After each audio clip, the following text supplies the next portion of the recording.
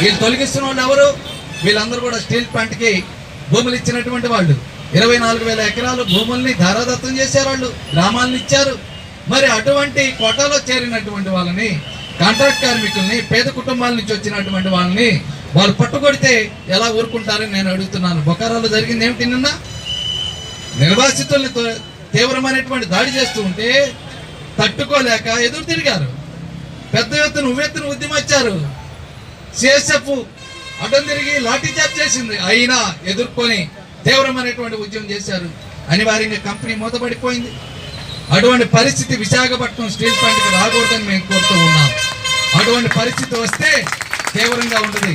సీఎండీని కూడా లోపలికి వెళ్ళి పిల్టీ పెట్టుకుని లోపల బయటికి తీసుకొస్తాం. ఊరుకునేటటువంటి ప్రశ్న లేదు. ఎవరైతే ఇంత దారుణంగా ఎవరైనా చేస్తూ ఉన్నారో వాళ్ళు వదిలిపెట్టేటటువంటి ప్రశ్నే లేదు.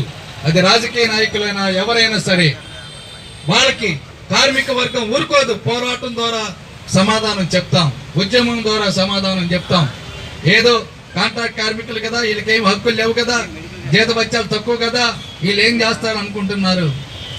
ఏం చేస్తారనేటువంటిది మీరు ఇంకా ఆగితే చూపిస్తాం ఎలాంటి పరిస్థితి ఉందో. రేపు 16వ తారీఖు నుంచి నిరవధికంగా చేస్తాం. మీరు రాష్ట్ర వ్యాప్తంగా పోలీసులు తీసుకుంటారో ఏం చేసుకుంటారో అనేటువంటిది మీ ఇష్టం. అది